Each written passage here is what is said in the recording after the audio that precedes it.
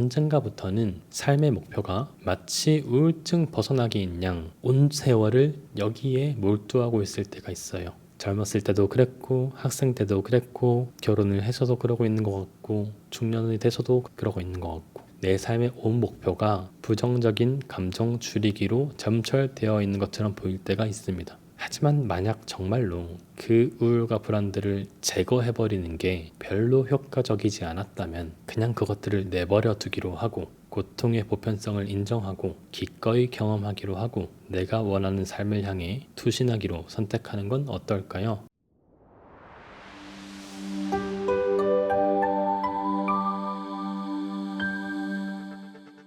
오늘은 심리 문제 회피의 딜레마에 대해서 얘기를 해볼게요. 회피, 중요한 주제죠. 자, 여기 텅 빈 검은 화면이 있습니다. 이 화면이 여러분들의 마음이라고 생각해 볼게요. 여러분의 마음에는 여러 가지가 떠오를 수 있겠죠? 불안한 마음이 떠오를 때도 있을 겁니다. 살다 보면 누구든 한두 번쯤 심각하게 불안하거나 초조할 때도 있죠. 반면에 엄청 우울하고 무기력한 감정이 떠오를 때도 있을 겁니다. 저도 그런 순간 많이 겪어봤고요. 그런 감정들, 특히 우리가 불편해하는 감정들, 조금 더 고상한 표현으로는 부정적인 내적 경험을 마주하면 우리의 반응은 늘 일관돼요. 그것들을 없애려고 하는 겁니다. 제거하려고 하는 거죠. 사실 당연한 얘기예요. 불안감, 우울함 이런 것들을 좋아할 사람들은 아무도 없잖아요. 그런데 우리가 마음속에 떠오르는 경험들을 하나의 심리적 사건으로 보기로 하면 이 지점에서부터 의문이 생기기 시작합니다. 그걸 왜 없애야 하는 건데? 이렇게 물어볼 수도 있겠죠. 사실 좀 이상한 질문이죠. 이상한 질문입니다. 우울과 불안을 왜 없애야 하는데 라니 무슨 공감 못하는 이상한 사람인 것 같죠? 그런데 저는 세션을 진행할 때 실제 제가 진행할 때 이런 질문을 많이 하기도 해요. 왜 그 불안감을 없애야 하는 건데? 그게 마음속에 있다면 어떤 문제가 있는 건데? 이런 질문을 하기도 합니다. 그러면 대부분 답변이 비슷합니다. 그냥 싫어. 그냥 그게 싫은 걸 어떡해. 그런 것들이 내 마음속에 있는 게 불편하단 말이야. 이런 식으로 말하는데 자연스러운 반응이죠. 자연스러운 반응입니다. 그래서 우리의 일반적인 반응은 이 그림과 같아요. 우울과 불안이라고 적었지만 조금 더 일반화해서는 부정적인 내적 경험을 느끼는 겁니다. 그러니까 부정적인 내적 경험, 그것이 감각이든 감정이든 어떤 생각이든 그런 경험들이 우리 내부에서 느껴지는 겁니다. 우리는 그런 것들을 마주하면 싫다라고 느끼죠. 그렇게 판단합니다. 그리고 이어지는 반응은 그것들을 없애거나 피하거나 외면하는 것들이죠. 그런데 때로는 사실 정신건강 문제에 있어서 제법 자주 이러한 패턴들이 문제를 일으킬 때가 있습니다. 그렇게 문제를 일으킬 때 그 현상을 어려운 말로는 경험 회피라고 하는데요. 이 경험 회피는 크게 네 가지로 구분해서 생각해 볼 수가 있습니다. 우선 크게는 그게 명시적이냐 암묵적이냐, 그러니까 대놓고 그러는 거냐 아니면 은근히 사실은 안 그러는 것 같은데 어쩌면 나도 모르게 그러고 있는 것이냐 하는 게 하나가 있고, 외적인 회피, 그러니까 상황을 피하기 위한 외적인 행동의 회피냐 아니면 어떤 내면 경험에 대한 회피 행위, 즉 내적인 회피냐가 있습니다. 그래서 명시적이냐 암묵적이냐, 외적이냐 내적이냐 따져보면 총 4가지 조합이 있죠. 말이 어려운데 제가 디스턴싱에서 제법 자주 관찰되는 사례를 예시로 설명을 해보겠습니다. 우선 명시적인 외적인 회피라는 것은 직접적으로 부정적인 생각이나 감정을 마주하기를 피하려는 회피 행동이에요. 예를 들면 자기가 가고 싶은 회사가 있는 경우를 생각해 볼게요. 그런데 이 사람은 나는 안 될 거야, 나는 부족해, 이런 생각들이 너무 강한 거예요. 그래서 인터뷰까지 잡혔는데 면접을 보지 않기로 합니다. 면접을 안 가기로 해요. 누가 그렇게까지 하겠느냐 싶지만 실제 이런 경우가 제법 많습니다. 디스턴싱에서도 제법 흔한 사례예요. 그렇게 면접을 갔다간 내가 부족하다는 것, 내가 안 될 수도 있다는 걸 한 번 더 확증할 수 있는 기회가 될 수 있겠죠. 그럴 바에는 그냥 안 가기로 하는 겁니다. 노력해서 실패하는 것보다 차라리 노력하지 않는 것이 더 낫다, 이런 식의 회피겠죠. 그런데 문제는 그렇게 회피를 하면 이제 직업을 가질 기회를 더 가지지 못하겠죠. 어쩌면 무직으로 생활하게 될 가능성도 더 커집니다. 그러면 이제 마음속에 어떤 생각이 떠오를까요? 다시 정말로 나는 부족하구나 라는 생각이 떠오릅니다. 그런 생각은 또다시 회피를 만들겠죠. 악순환이 이어지는 겁니다. 비슷하게 우울증을 회피의 결과로 설명하는 모델도 많습니다. 전형적인 우울증, 그러니까 자신과 자신을 둘러싼 환경, 그리고 이 세상에 대한 부정적인 평가, 특히 근거가 부족하고 부정적으로 편향되어 있으며 자신에게 거대한 책임을 지우는 시선에 몰두되어 있는 사람을 생각해 볼까요? 이 사람에게는 밖으로 나가서 세상을 마주한다는 건 아주 불안정한 일인 겁니다. 나가면 결국 나는 부족하고 혼자고 잘 안 될 거고 보잘것없고 인기도 없고 사랑받을 수 없다는 걸 증명하게 되는 꼴이 될 테니까요. 그래서 한없이 행동 반경을 줄이고 삶의 레퍼토리를 줄이기로 합니다. 방 안에만 머물기로 하는 거죠. 자, 이제 어떻게 될까요? 삶에서 다양한 경험을 할 기회는 사라지고 관계는 편협해지며 결국 정말로 외톨이가 되어버립니다. 그런데 이런 명시적인 회피 행동보다 조금 더 은밀한 형태가 있어요. 암묵적인 외적인 회피인데요. 이 암묵적인 외적인 회피란 겉으로 보기에는 문제 해결, 의사선택처럼 보이지만 사실은 부정적인 감정이나 생각을 피하려는 회피 행동을 뜻합니다. 예를 들면 이런 경우가 있는데요. 어떤 사람이 관계에 대해서 걱정이 엄청 많은 거예요. 사랑받지 못할 것에 대한 두려움, 사랑받지 못한다는 자기 확신, 이런 게 있는 거죠. 그런데 이 사람은 어떤 연인 관계가 발전되려고 하면 항상 거절을 하고 거리를 둡니다. 물론 스스로는 다른 이유를 대고 있어요. 지금은 연애할 때가 아니다. 혹은 이런 점이 좀 아쉽다. 심지어는 정말 그 사람이 마음에 들지만 내가 원하는 사람이 아니다 라고 생각하면서 말입니다. 또 그러면서 깊은 공허함과 외로움을 느껴요. 이런 분들과 찬찬히 대화를 해보면 그 내면을 좀 살펴보면 그 방어적인 태도들이 관계가 만들어지면서 혹은 관계 과정에서 또는 모든 관계는 끝나버릴 수밖에 없는 그 한계 때문에 그 과정들에서 마주할 감정들이 두려워서 자신도 모르게 방어적인 태도를 취하고 있을 때가 많습니다. 사실은 정작 누구보다도 더 혼자 있고 싶지 않음에도 불구하고 그렇게 행동할 때가 많습니다. 자, 이제 이러한 패턴이 반복되면 어떻게 될까요?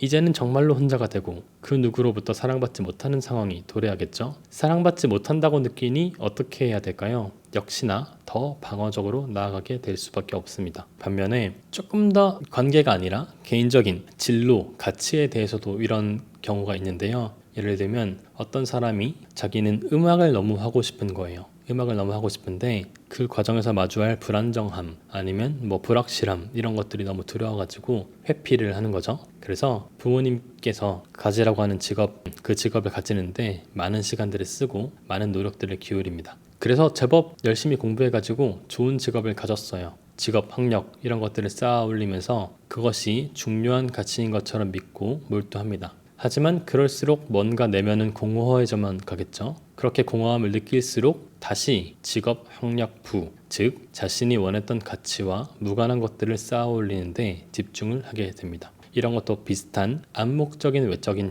회피, 마치 문제 해결, 나의 능동적인 의사선택처럼 보이지만 사실은 부정적인 감정이나 생각을 회피해야 하는 데에서 왔던 행동인 거죠. 반면에 내적인 회피란 부정적인 생각, 감정을 없애려는 직접적인 시도를 뜻합니다. 예를 들면 우울감이 클 때 항우울제를 복용 용량보다 더 많이 털어넣으면서 우울감을 없애려고 하는 시도가 이에 해당한다고 할 수 있겠죠. 아니면 기분이 안 좋을 때 폭식을 하는 것도 일종의 명시적인 내적 회피, 즉 부정적인 감정을 없애려는 시도에 해당할 수 있을 겁니다. 하지만 이런 시도들은 약물 치료의 효과를 떨어뜨리거나 혹은 폭식 이후에 오는 자괴감, 수치스러움이 또 부정적인 감정을 자극하거나 하는 식으로 역시나 문제를 더 심화시키게 되죠. 그리고 이제 가장 어려운 건 이 암묵적인 내적 회피라는 겁니다. 암묵적인 내적 회피는 겉으로 보기에는 문제 해결처럼 보이지만 사실은 부정적인 생각이나 감정을 없애려는 시도를 뜻합니다. 예를 들면 수많은 심리 서적이나 유튜브 채널을 독파하면서 우울과 불안을 말끔히 도려낼 방법에 매달리는 거죠. 하지만 그럴수록 오히려 우리의 주의는 우울과 불안에 더 집중되기 마련입니다. 그러니까 우리 주위의 손전등을 우리도 모르게 자꾸 우울과 불안을 향해서 비추게 되는 거죠. 그러면 어떻게 될까요? 우울과 불안이 더 강조되니까 또 그것들을 말끔히 도려낼 방법들을 찾아 나서야겠죠. 악순환입니다. 그래서 가끔은 명상도 이런 식으로 되어버릴 때가 있어요. 명상을 그렇게 오래 연습하고 해도 마음만 혼란스러워질 뿐 진척이 없어 보일 때가 있습니다. 어떤 사람은 명상 수행을 막 3년, 5년씩이나 했다고 해요. 하지만 당시에는 분명 도움이 됐다고 말하는데 결과적으로 보면 그 사람은 또 통제할 수 없는 우울감이나 불안감을 이유로 제 앞에 앉아 있는 겁니다. 이거는 명상이라는 과정을 통해서 우울과 불안감을 없애려고 시도하다가 오히려 우울과 불안에 더 깊은 주의를 기울이게 되고, 그렇다 보니 더 명상에 몰두할 수밖에 없고, 하지만 그런 식의 명상은 또 문제를 더 심화시키고 하면서 악순환을 만드는 모습에 더 가깝습니다. 그래서 제가 이렇게 말씀드린 것처럼 그것이 어떤 형태의 경험 회피든 간에 이 경험 회피의 핵심적인 특징은 그것이 바로 문제를 더 심화시킨다는 겁니다. 오히려 문제를 더 심화시킨다는 거예요. 여러분, 정신건강 문제가 왜 그토록 벗어나기 힘든지 이해하시나요? 우리가 세상에서 너무도 깊은 파멸의 길을 걷는 경우나 아니면 너무도 찬란한 번영의 길을 걷는 경우들을 다 살펴보면 영역과 무관하게 다음 두 가지 중 하나에 해당할 때가 많습니다. 그 시스템이 선순환을 도는가 아니면 악순환을 도는가. 초기의 그 시작이 어떻든지는 전혀 중요하지 않아요. 왜냐하면 이 선순환과 악순환은 지수적으로, 그러니까 복리의 법칙이 작용해서 금세 그 새를 키워나가기 때문인데요. 그 측면에서 대부분의 정신건강 문제는 심리학적으로 아주 강력한 악순환 고리를 통해 만들어지고 있을 때가 많습니다. 그래서 어떤 부정적인 내적 경험이 떠오르면 그것을 싫다라고 하고 그것을 피하려고 하고, 그렇다 보니 상황이 더 악화되고 그러면 더 우울과 불안이 떠오르는 식으로 나아가서 빠져나오기 힘들게 되는 거죠. 그러면 왜 경험 회피를 하게 되는 걸까요? 대체 어쩌다가 그런 악순환에 빠지게 되는 걸까요? 이거는 어떤 개인이 지나치게 나약하거나 모자라거나 부족해서 벌어지는 일이 아니에요. 그 많은 사람이 우울증과 불안장애를 앓고 있는데 그게 다 그들이 부족해서 그런 건 아니겠죠? 그만큼 보편적인 현상이라면 그 이후에도 무언가 보편적인 원리가 작용하고 있을 때가 많습니다. 그러니까 삶을 살아가다 보면 누구든 한 번쯤은 어떤 구렁텅이에 빠지게 되는데 그때 운 좋게 악순환에 빠지지 않고 잘 빠져나오면 큰 문제 없이 살아가는 거고, 운이 나빠서 악순환에 걸려버리면 이제 지난한 고행길을 걷게 되는 거죠. 이렇게 우리를 구렁텅이에 빠지게 만드는 그 원리가 뭐냐라고 보면 우선 첫 번째로는 우리 마음이 문제 해결적인 본능을 지니고 있다는 겁니다. 이게 무슨 뜻이냐면 우리 인간이라는 존재는 상상과 추론이라는 엄청난 능력을 가지게 됐어요. 이거는 진화 과정에서 얻게 된 축복입니다. 그래서 우리는 머릿속으로 수많은 문제들을 바로 해결해 버릴 수가 있어요. 그리고 그 상상과 추론은 현실 세계에 곧바로 적용됩니다. 문제가 있으면 그것을 해결하라, 이런 식인 거죠. 그러니까 이렇게 땅바닥에 쓰레기가 벌어져 있고 옆에 쓰레기통이 있으면 쓰레기를 주워서 쓰레기통에 넣으면 되겠죠. 해보지 않아도 확실히 알 수 있습니다. 그래서 우리는 아주 손쉽게 이런 문제들을 해결해 버리죠. 하지만 문제는 우리의 이러한 문제 해결적인 본능이 내면에도 그대로 작용하려고 한다는 점이에요. 우리는 마음속에 불안을 느끼면 그것을 어떻게든 제거하려고 하죠. 쓰레기를 주워서 쓰레기통에 넣으면 문제가 끝나는 것처럼 마찬가지로 이 불안을 마음속에 말끔히 도려내서 없애려고 합니다. 하지만 쉽사리 그렇게 되지가 않아요. 불안은 없어지지가 않고 또 종종 튀어오르기 마련입니다. 하지만 그보다 더 큰 문제는 설상가상으로 그런 억제, 불안을 피하려고 하는 그런 억제들이 효과적이지가 않다는 거예요. 그러니까 어떤 생각이나 감정을 억제하려는 노력은 오히려 문제를 훨씬 더 부각시키게 만듭니다. 다니엘 웨그너의 백곰 실험, 유명한 실험이죠. 실험 참가자들한테 백곰을 생각하지 말라고 이야기하고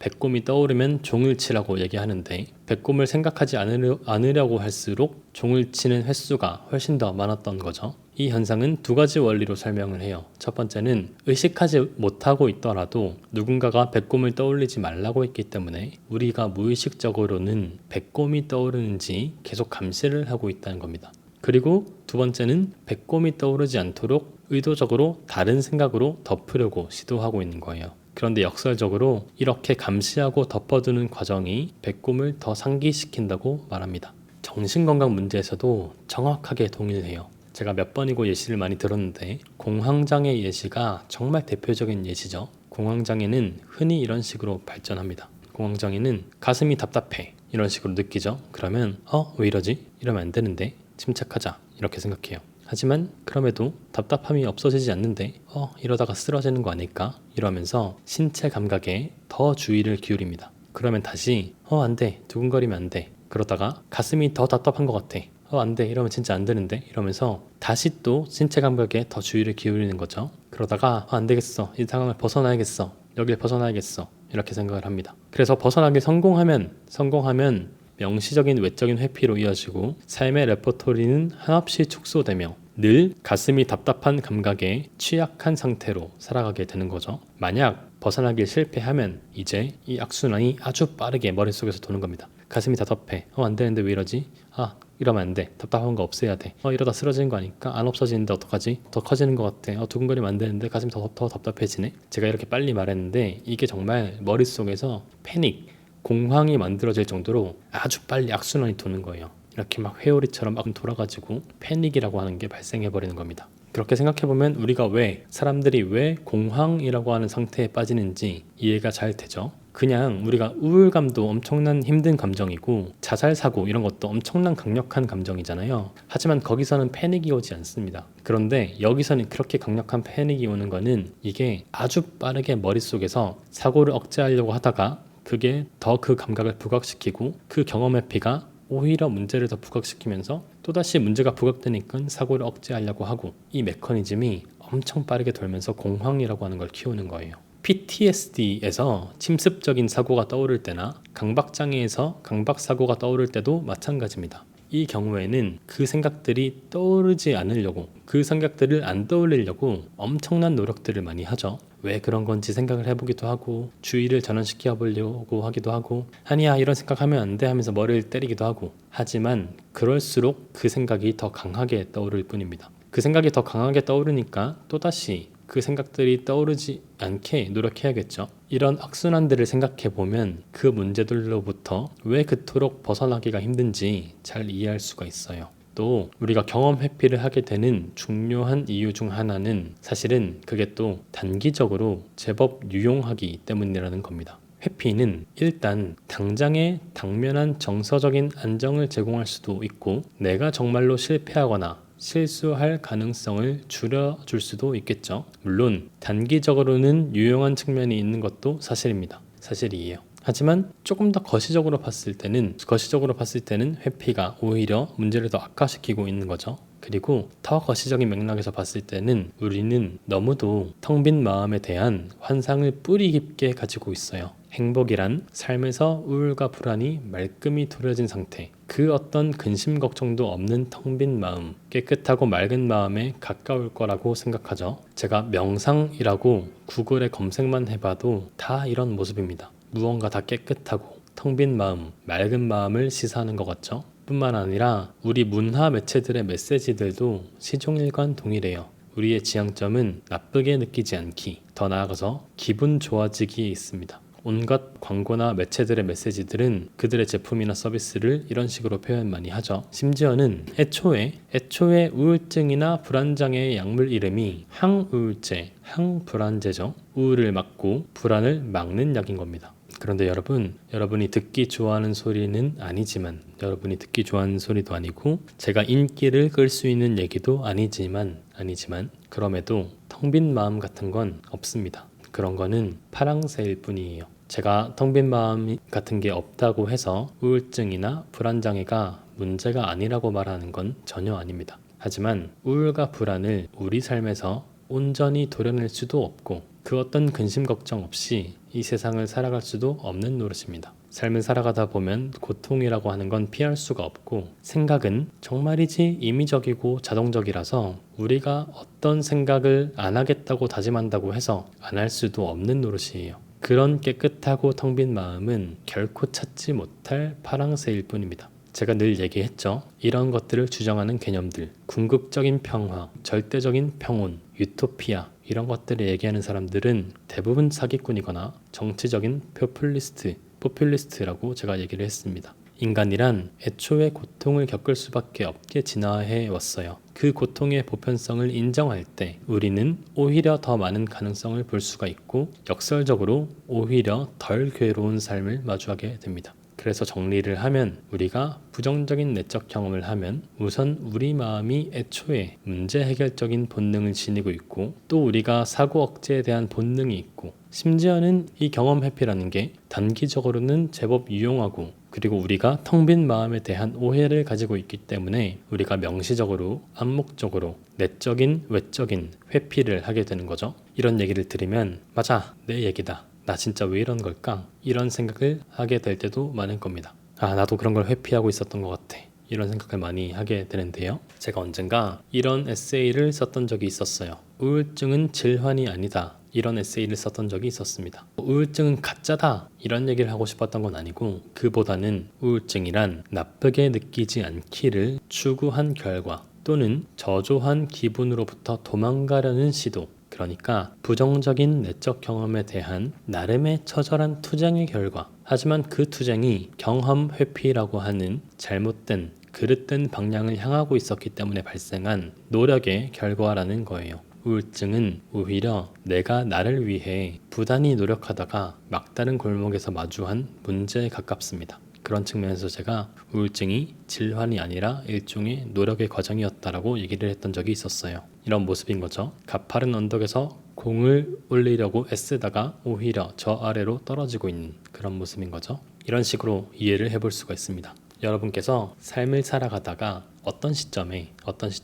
깊은 구덩이에 빠지게 된 거예요. 깊은 구덩이에 빠지게 돼가지고 허우적거리고 있어요. 이때 구덩이에 빠지게 되면 우리는 바로 삽을 찾습니다. 이 삽은 우리가 본능적으로 그래야 한다고 느껴지는 삽이기도 하고 사회가 우리에게 그것이 답이라고 이야기하고 있는 것 같은 경험 회피라고 하는 삽인 거죠. 여러분은 이 삽으로 구덩이를 빠져나가기 위해서 구덩이를 계속 팝니다. 하지만 그렇게 할수록 구덩이는 더 깊어져만 가요. 경험 회피는 앞에서 우리가 얘기했듯이 다양한 케이스로 살펴봤듯이 거의 대부분 강력한 악순환을 돌기 때문에 구덩이는 더 빠른 속도로 깊어져만 갑니다. 구덩이가 깊어졌으니 어떻게 해야겠어요? 여전히 삽이 최선의 답이라고 생각하고 있으니까 또 땅을 파야겠죠. 또 나름의 노력들을 합니다. 이거는 우리가 문제가 있어서 그런 게 아니고 그게 우리한테 너무도 자연스럽게 다가오기 때문인 거예요. 그래서 또 땅을 파기 시작합니다. 그러다가 결국 이제는 아득하게 깊은 곳까지 도착해버리죠.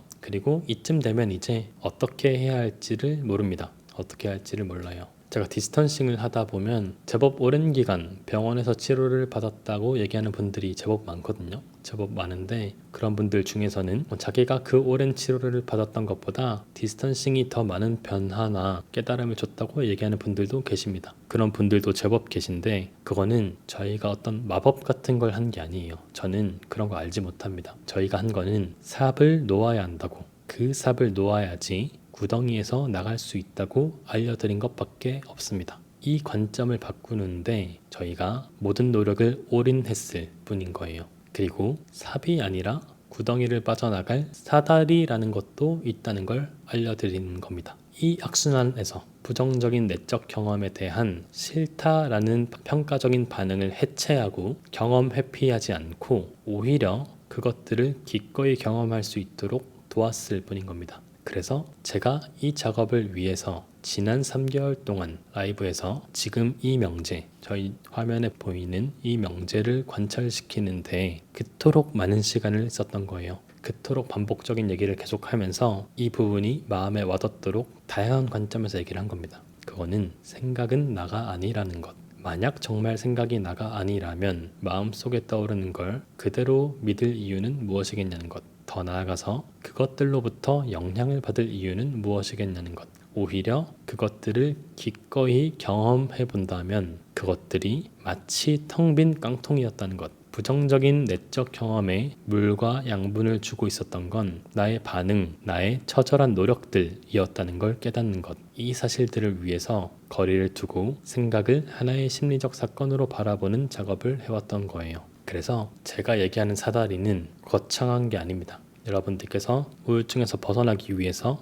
혹은 삶을 살아가다가 한 번쯤은 그런 일들을 겪죠. 구덩이에 빠지는 순간들이 있는데 그 순간들에 그 구덩이에서 빠져나가기 위해서 나름의 처절한 노력들을 하신 거예요. 그런 처절한 노력들을 하다가 하필 그 처절한 노력이라고 하는 게 우리에게도 너무 익숙한, 하지만 그토록 악순환을 돌 수밖에 없게 만들었던 경험 회피라고 하는 삽이었던 거죠. 그 삽으로 구덩이를 깊게 팠던 겁니다. 그 구덩이에서 빠져나오기 위한 사다리는 거창한 게 아니에요. 마음속에 떠오르는 그 모든 것들을 하나의 심리적 사건으로 바라보고 그것들을 그냥 기꺼이 경험해보자는 겁니다. 우리가 이 깊은 악순환의 고리, 저희가 아까 제가 4가지 종류의 경험 회피에 대해서 말했는데 다 이런 식의 악순환을 돌았죠. 이 악순환을 돌았는데 이 악순환의 고리를 깰 수 있는 곳, 이 악순환의 고리를 깰 수 있는 곳은 살펴보면 여기밖에 없어요. 여기 이 두 곳밖에 없습니다. 우울과 불안이 떠오르는 걸 막을 수도 없고 어떤 상황이 악화되는 것도 막을 수 없다면 이 2개밖에 저희가 건드릴 부분이 없어요.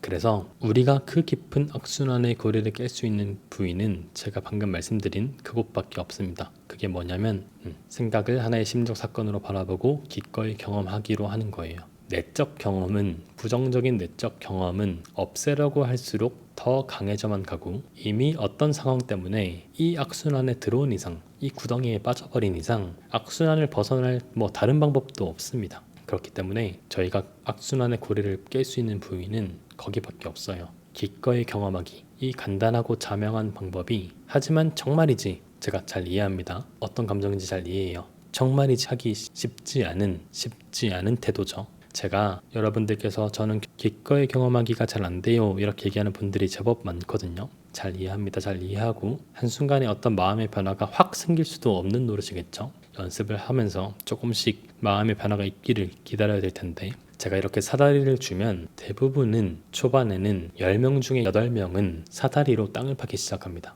제가 이 얘기를 하면 제가 여러분들을 저주하는 건 아니에요. 저주하는 건 아니고 여러분들과 하나씩 잘 해보자고 이 얘기를 하고 있지만 그럼에도 제가 이 얘기를 했을 때 그래 홍승주 얘기가 맞다. 경험 회피를 하지 않고 내가 그 세월 동안 우울이라던가 불안 문제에 빠져왔던 거는 나도 그 악순환을 돌았던 것 같아. 나도 회피를 했고 나도 악순환을 돌았던 것 같아. 그랬던 것 같은데 그 말이 맞는 것 같아. 기꺼이 경험하기가 맞는 것 같아. 저 방향이 맞아. 라고 감흥되었다고 하더라도 이 얘기를 듣고 있는 분들 중에 한 70-80%는 이제 내일부터 이 사다리로 땅을 파기 시작할 거예요.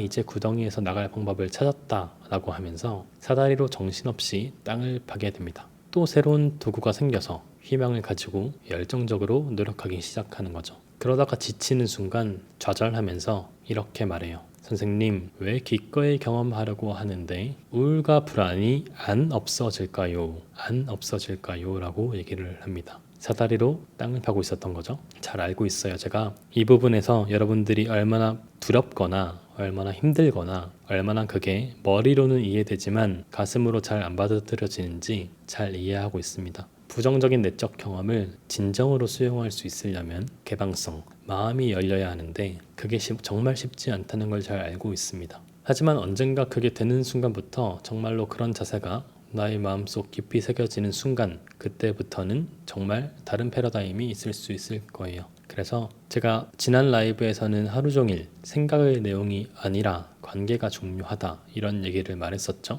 그런데 이제부터 제가 한동안 제가 입이 닳도록 주장할 선전 문구는 이겁니다. 초점은 경험이 아니라 경험 회피다. 초점은 경험이 아니라 경험 회피다. 이 말이 무슨 뜻인지 한번 곰곰이 생각해 봤으면 좋겠습니다. 그리고 여러분, 사실 우리 삶의 목적이 우울증 벗어나기, 불안장애 벗어나기가 아니죠. 우리 삶에는 더 큰 중대한 목표와 소중한 가치들이 있습니다. 하지만 이 경험 회피의 악순환, 그 구덩이에 빠져서 언젠가부터는 삶의 목표가 마치 우울증 벗어나기인 양 온 세월을 여기에 몰두하고 있을 때가 있어요.